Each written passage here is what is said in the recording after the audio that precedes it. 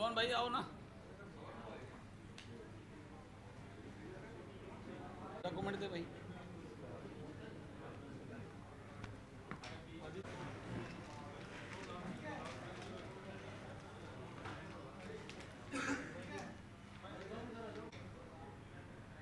आदरणीय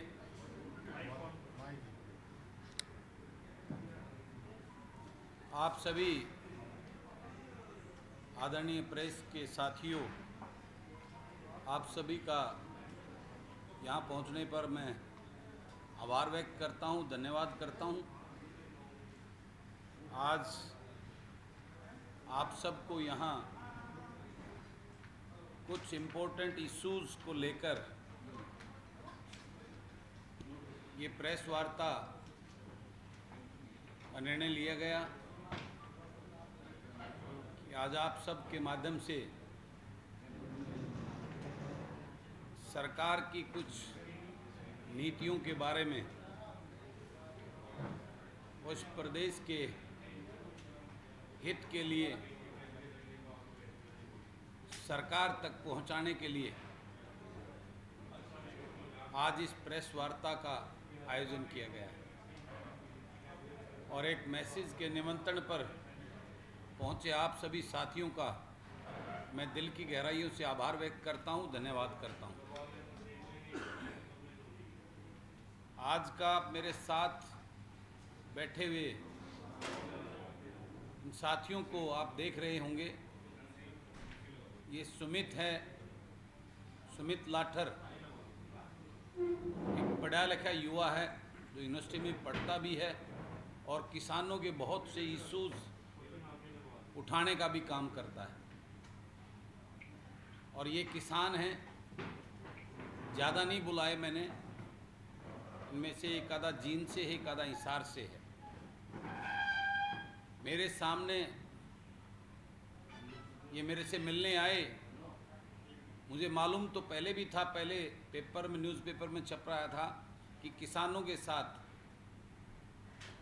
बीमे के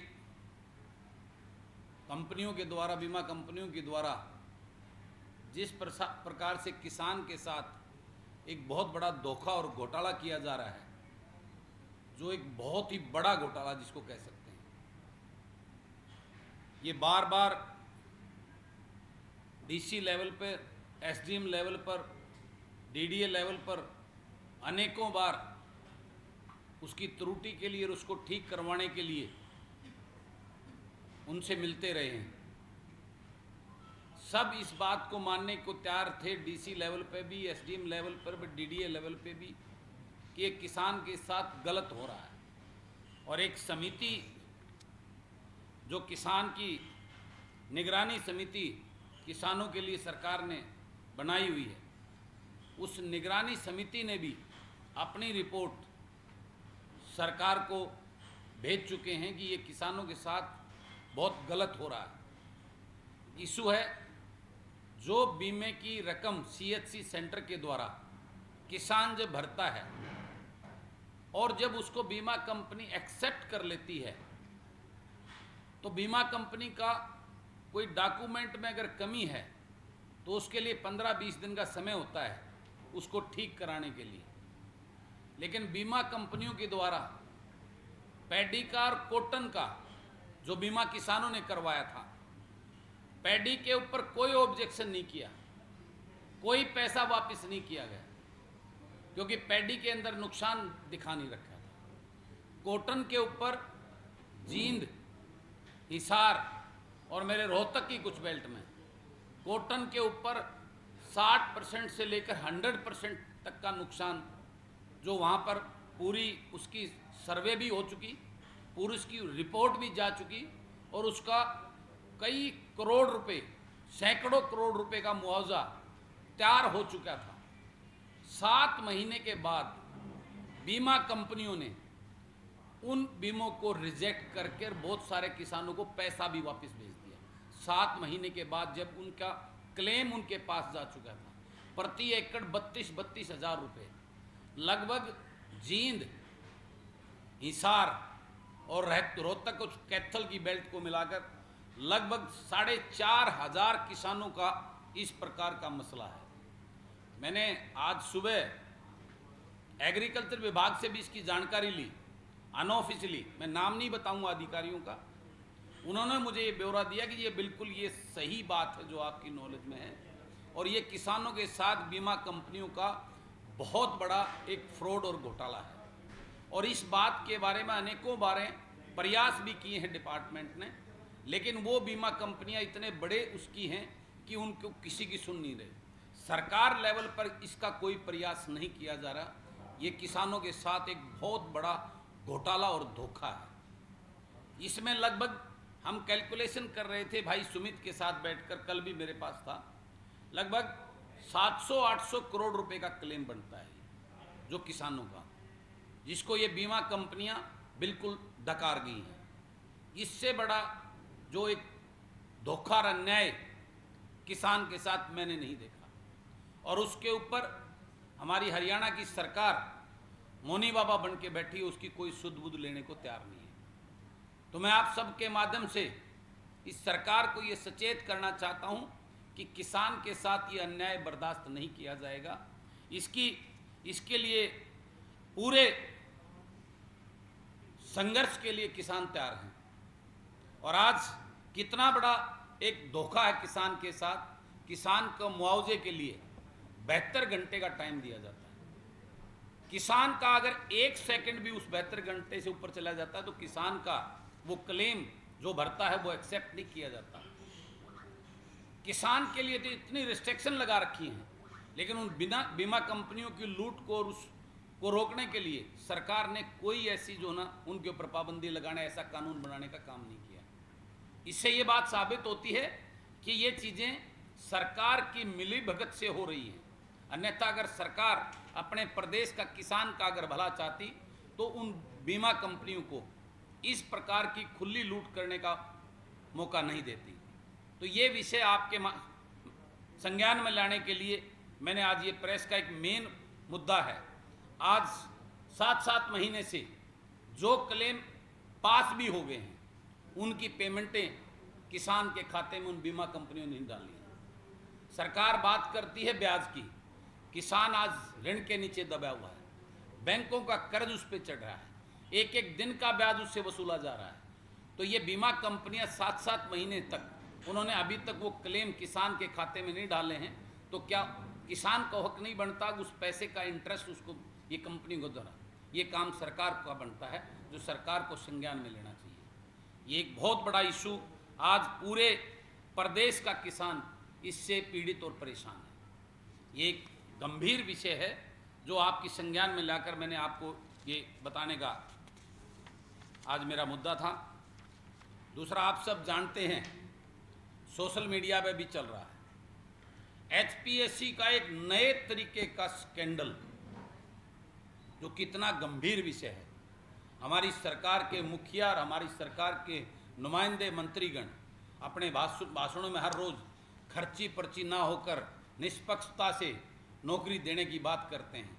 आप सबके सामने होगा, 2 दिन से सोशल मीडिया पे चल रहा है कि एचपीएससी ने एक नया तरीका ईजाद करके इस पेपर को लीक करने का काम किया है। 2022 का जो एचपीएससी का एचसीएस के लिए जो पेपर था, उस पेपर को ऐसे तरीके से बदलकर कि सेम उसके क्वेश्चन की डिटेल बदल दी।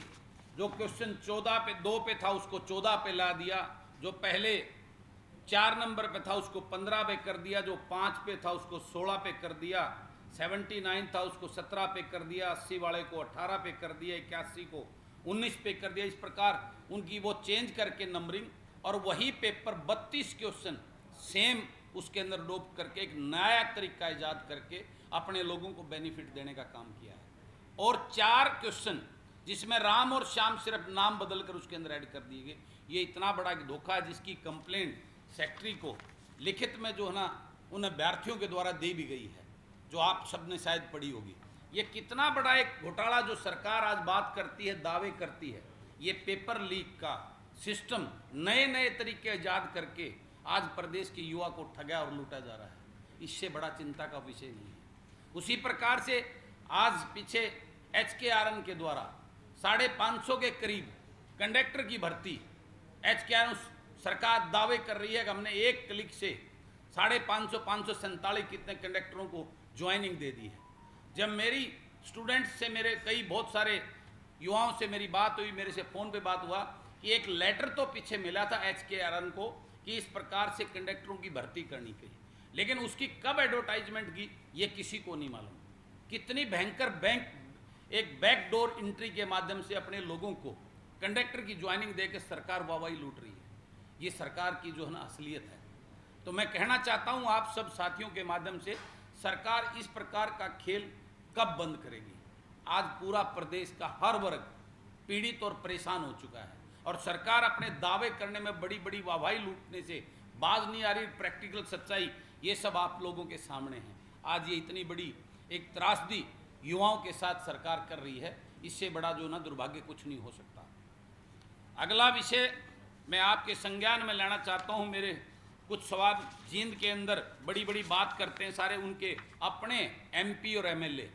रेलवे फाटक का ऐसा इशू जिससे जींद शहर को 2 भागों में बांट दिया। जिस शहर को राजधानी बनाने की बात करते रहे हैं इस सरकार में बैठे लोग, आज जींद शहर का सबसे बेड़ा कर रखा है। उनसे वो जींद शहर पूरा सवाल करता है, उनसे करता है कि कौन सा राजधानी का निर्माण आप करने जा रहे हो। उसके अलावा मेरे सवाल आज के इस गंभीर विषय में इस सरकार से हैं कि आज सरकार, मुख्यमंत्री जी, सरकार लोगों के बीच में जाकर अपनी उपलब्धियां गिनाने के बाद करती है, जबकि प्रदेश के हालात ये हैं कि आज हरियाणा बेरोजगारी में नंबर 1 पे आ गया है। शिक्षित बेरोजगारी के कारण युवाओं का विदेशों में जाने का, अपनी जमीनों बेचकर आज उनके साथ इतना बड़ा धोखा हो रहा है। वो भी बेरोजगारी के उस चक्कर में अपनी ज़मीन बेचकर और 2 नंबर के रास्ते से जा रहा है और वहाँ विदेशों में पढ़ के उसका बुरा हाल। कितने हमारे युवाओं की डेड बॉडीज भी जो घर वालों को नसीब नहीं हुई हैं। ये हालात आज प्रदेश का बन चुका है। हरियाणा सरकार के विद्यालयों में विद्यार्थी हर विषय के अध्यापक कब मिलेंगे, ये एक सवाल पूछते हैं। आज सरकारी स्कूलों में कोई विद्यार्थी नहीं है। ये एक बहुत बड़ा सवाल है हरियाणा प्रदेश का इस सरकार से। सरकारी स्कूलों के हालात जर्जर हो चुके हैं, उनके ऊपर कोई बजट और कोई उसका नहीं है। ये एक सवाल है, किस शिक्षा की बात करती है आज सरकार। ये एक बहुत बड़ा सवाल इस हरियाणा प्रदेश की जनता का इस सरकार के साथ है।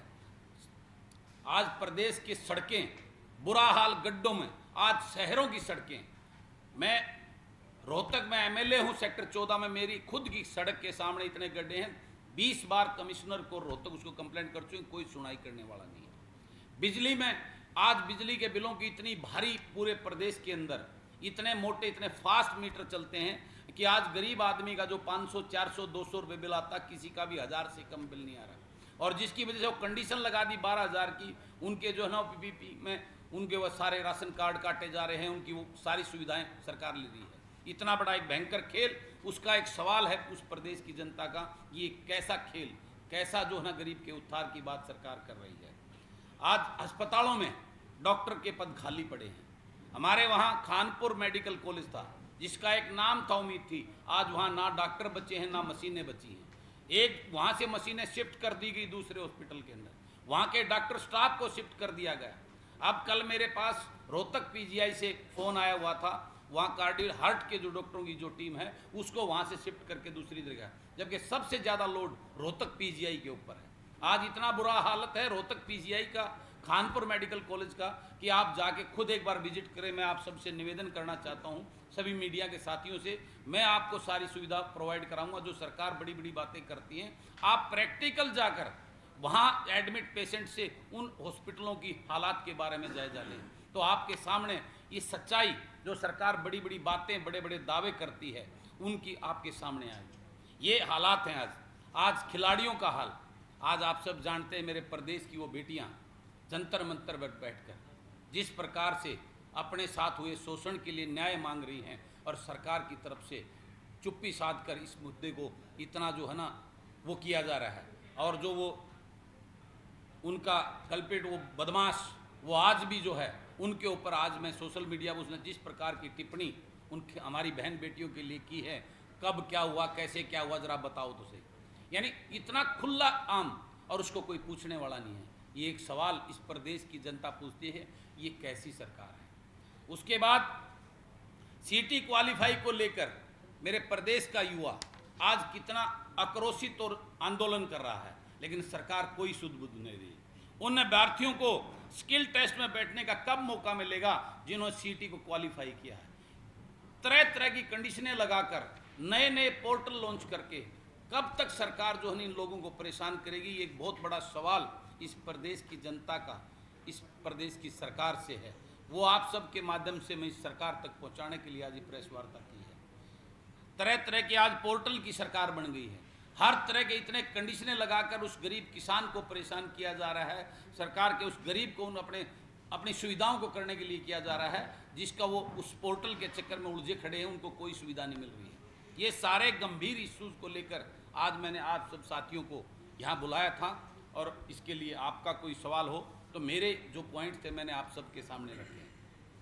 चुनाव आ रहे हैं कुंदू जी, तो अब जनसेवक मंच कुछ उसका कोई रोल रहेगा?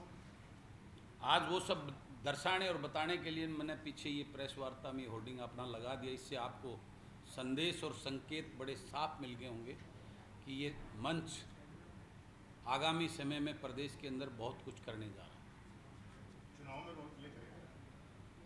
मैंने बताया ना, उसी के लिए आपको एक संदेश देने के लिए लगवाया है मैंने।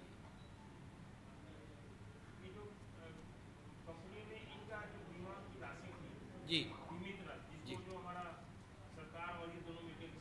हाँ, किसान को तो जो किसान भरता है, ये किसान जो भरता है वो राशि वापस की है।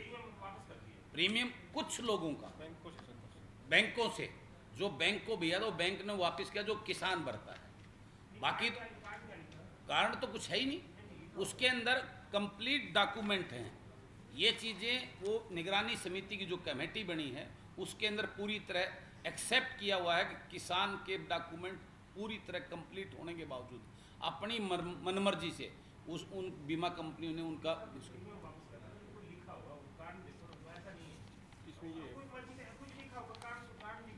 आप ये बताइए, मैं आपके सवाल है, 7 महीने के बाद जब क्लेम चलेंगे कौन सा अधिकार बनता है? 7 महीने बाद क्यों? नहीं, मैं ये पूछता हूँ 7 महीने के बाद अगर कोई खेवट का, किसी का नाम का, किसी इस टाइप की छोटी छोटी चीजों को लेके, नहीं आप मुझे, मैं आपसे पूछता हूँ, सालों में वो अप्रूव्ड भी होता था पहले अगर मैं एक मिनट टेक्निकल पॉइंट मैं बताता हूँ। ये मेरी सुनो, वो त्रुटि पूछने के लिए 15 दिन का समय होता था, जो पहले प्रोसेस में चलता था।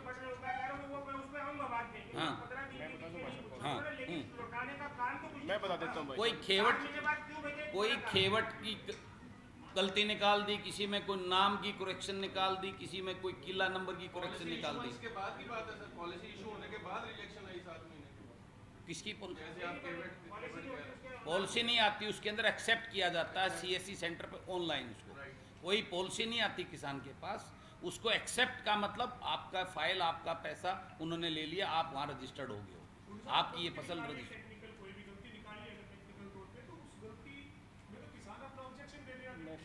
हाँ,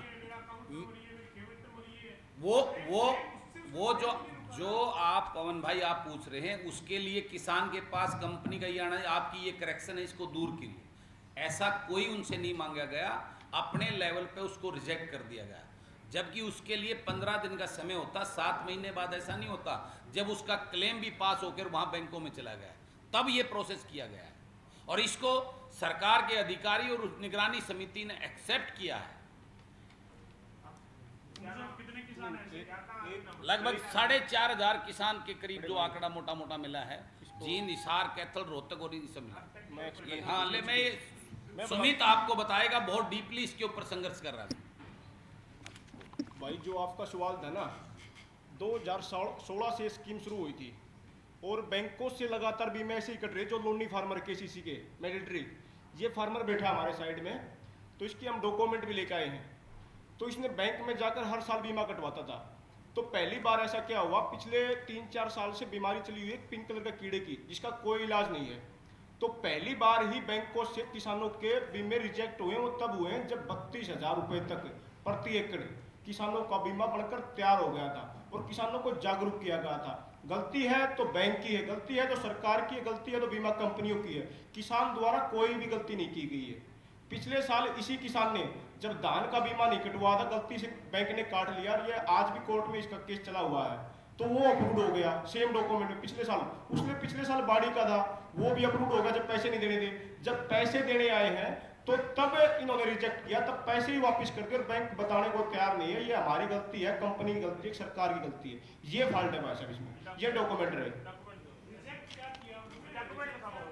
रिजेक्ट ये कर दिया कि वो बीमा रिजेक्ट करके उसकी बहुत सारों की जो बीमा भरा था किसान ने, वो वापस उसके खाते में डाल दिया। हाँ, केवल बैंकों की, सीएससी की नहीं। सिर्फ केवल बैंकों की। हाँ, ये क्लेम अगर टोटल बात करें तो 500-600 करोड़ से ऊपर का क्लेम बनता है। 4.5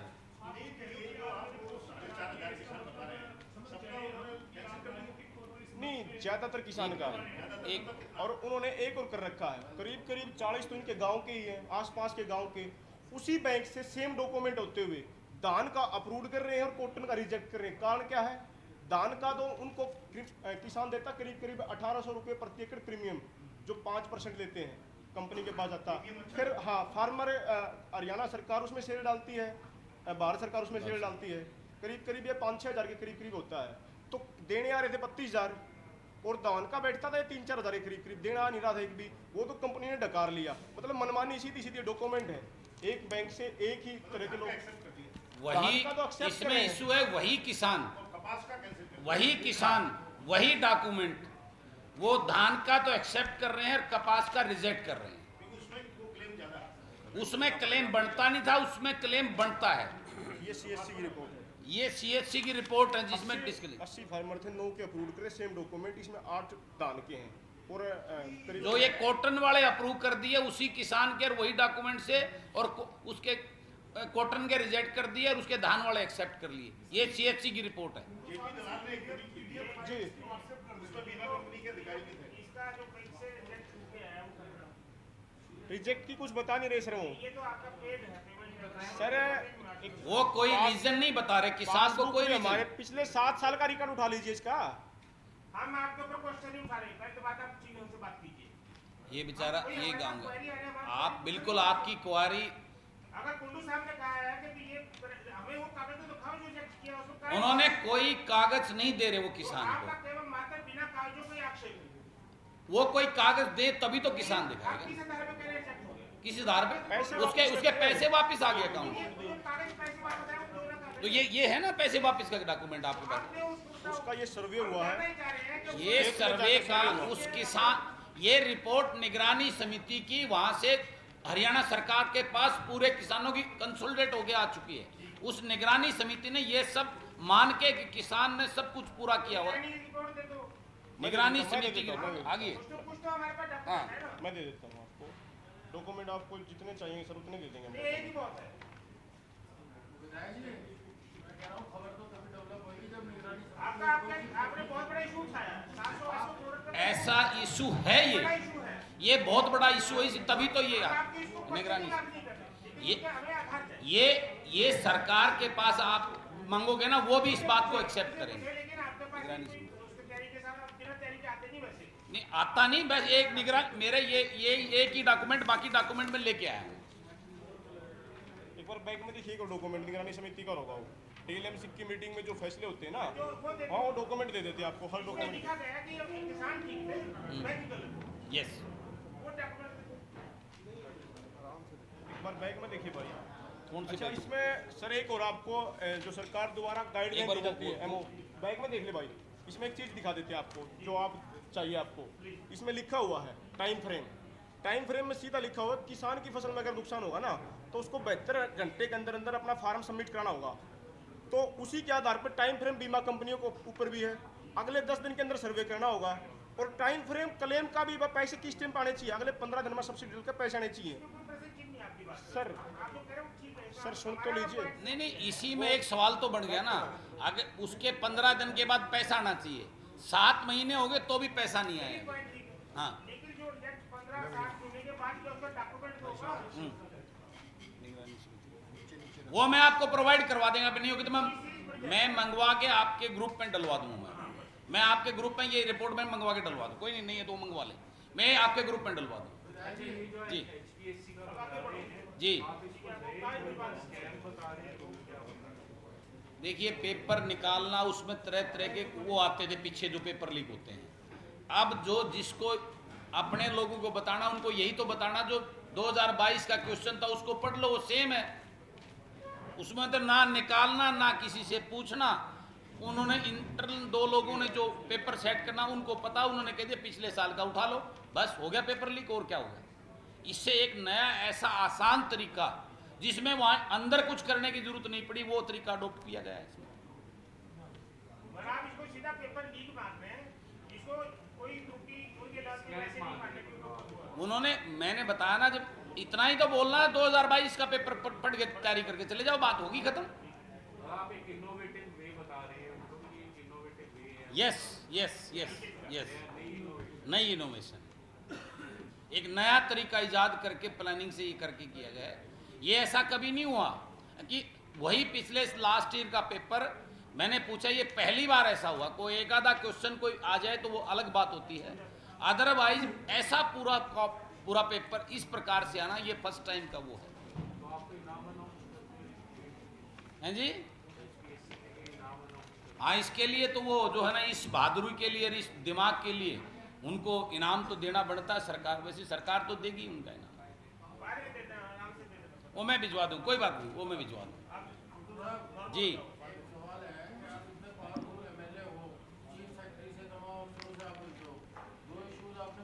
जी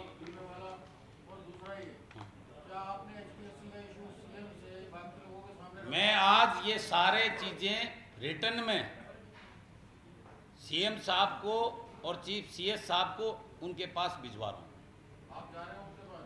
मैं, सीएम साहब तो है ही नहीं, सीएम साहब तो जनसंवाद के लिए गए, वो जनता का दुख जानने आए, क्या कैसे दुखी है हमारी जनता। जी जी सबसे पहला चुनाव आ रहा है अम्बाला का उपचुनाव, जी क्या एजेंडा है पॉलिटिकल? बिल्कुल साफ बात करो। देखिए, मेरा एजेंडा आने वाली विधानसभा है।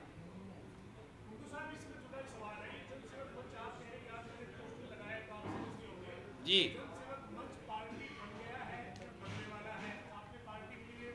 बिल्कुल, आप सब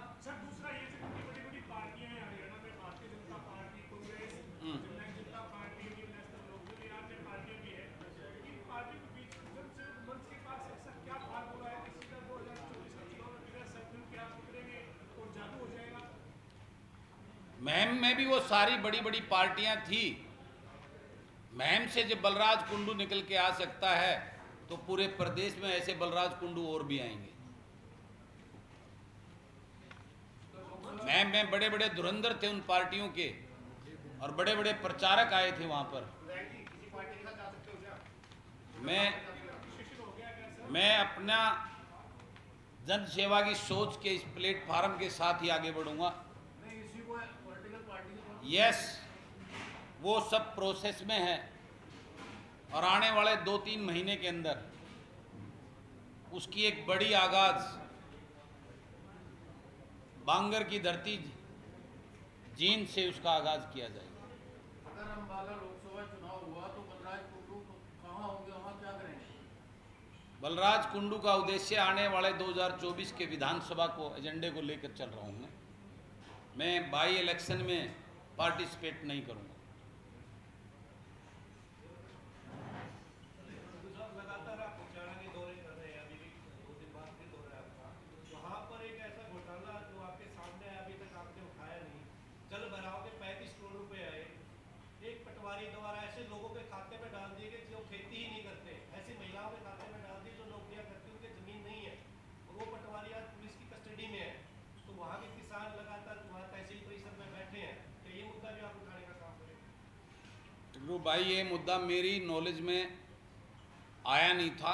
10 दिन से पटवारी पुलिस मेरी नॉलेज में किसी ने ये मुद्दा नहीं मेरे संज्ञान में लाया, नहीं तो मैं ये मुद्दा भी जरूर उठाता। अब आपने मुझे मेरी नॉलेज में डाला है, तो मैं ये मुद्दा भी जो है सरकार के पास इसको उठाने का काम करूँ। साहब, एक वैसे केस तो पुराना है, पर क्योंकि आज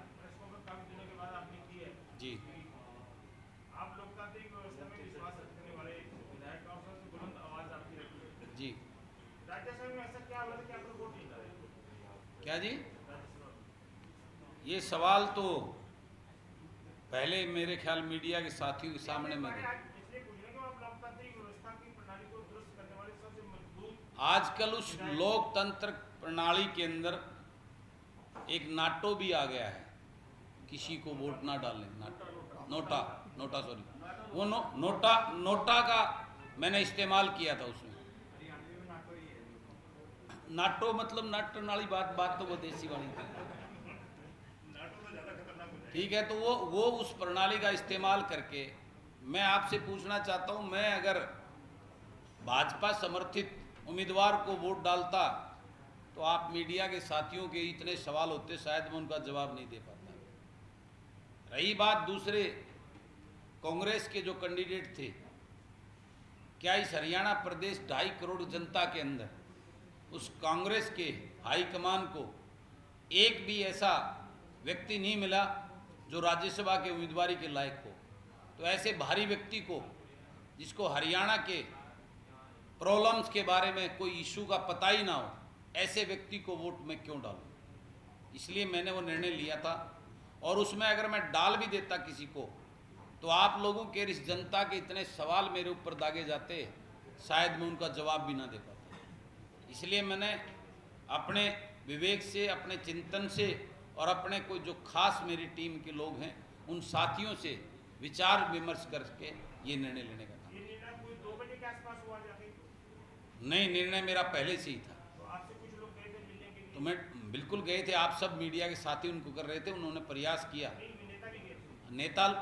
नेता गए थे, बड़े बड़े प्रदेश के नेता गए थे, दोनों तरफ के नेताओं की बात चल रही थी, फ़ोन भी आ रहे थे, मिले भी थे मेरे से।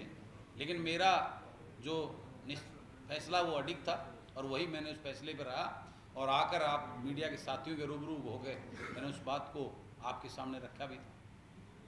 मुख्यमंत्री के जनसंवाद कार्यक्रमों को लेकर के आप क्या सोचते हैं? बहुत सारे इशू सामने आते हैं जब देखिए, कहने को तो ये बहुत अच्छा प्रयास है, जनसंवाद सरकार को करने चाहिए, लेकिन जनसंवाद का मतलब होता है कि सरकार जो लोगों के बीच में जाकर उनसे 1 टू 1 डायरेक्टली संवाद करे। उसका मतलब होता है कि अब तक के पीरियड में सरकार की कार्यशैली से क्या लोगों में रोष, गुस्सा है या क्या गलतियां हुई है, उनको लोग बताएं और उनको सरकार के मुखिया सहजता और विनम्रता के साथ में सुनकर उसका समाधान निकालने की बात करें। लेकिन यहाँ इन जनसंवाद में जो दृश्य देखने को मिला है, जो व्यक्ति वहाँ सरकार की खामियां और गलतियों को उजागर करता है, उसको पीटना और उठाकर फेंकने का, दूसरी पार्टियों के एजेंट होने का नाम लेकर उनके साथ इस प्रकार का माइक में बोलकर उनको इस प्रकार से वो किया जाता है, ये बहुत ही निंदनीय है और ये लोकतंत्र का जो है अपमान है और उस जनसंवाद शब्द का भी अपमान है। जैसा आपने कहा कि 2024 विधानसभा पे आपकी नजर है, पूरा उसी की तैयारी कर रहे हैं, क्या 90 की 90 विधानसभा पे आपके बंदे होंगे? ये समय बताएगा। अभी क्या ऐसा नहीं है कि मैं 90 विधानसभाओं को, मेरे को जितने अच्छे ईमानदार व्यक्तित्व जो जन सेवा की सोच के लोग होंगे मेरे इस प्रदेश के, मेरे भाई बहन पढ़े लिखे, मैं उतने ही लोगों को उतारूंगा, नंबर पे नहीं जाऊंगा। मुझे अगर 20 लोग ऐसे अच्छे मिलते हैं तो 20 पे ही लड़ेंगे, अगर मुझे 30 लोग मिलते हैं तो 30 पे लड़ेंगे, अगर 50 ऐसे अच्छे लोग मिलते हैं तो 50 पे लड़ेंगे और 90 मिलते हैं तो 90 पे लड़ेंगे। बोले ये तय है कि हमने विधानसभा चुनाव लड़ना है बिल्कुल और जनसेवक मंच के बैनर तले। बिल्कुल, जनसेवक मंच या मंच से जो आगे हम राजनीतिक दल, क्योंकि मंच तो मंच होता है, पंजीकृत कराएंगे भी या बिल्कुल वो प्रोसेस में डाला हुआ है, राजनीतिक दल पंजीकृत?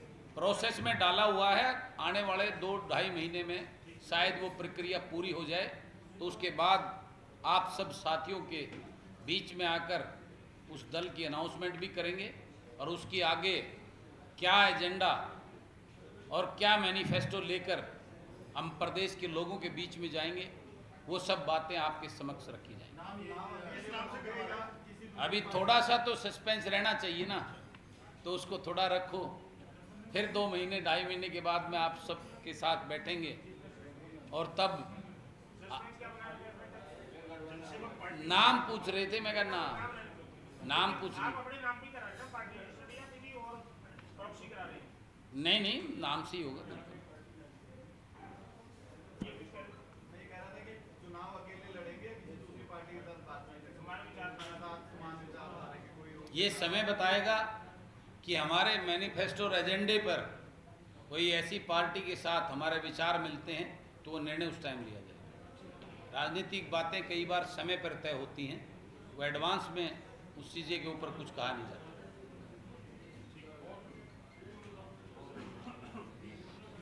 थैंक यू, धन्यवाद आप सभी साथियों का। और आप सभी से निवेदन है कि लंच का भी इंतजाम यहाँ करवा रखा है।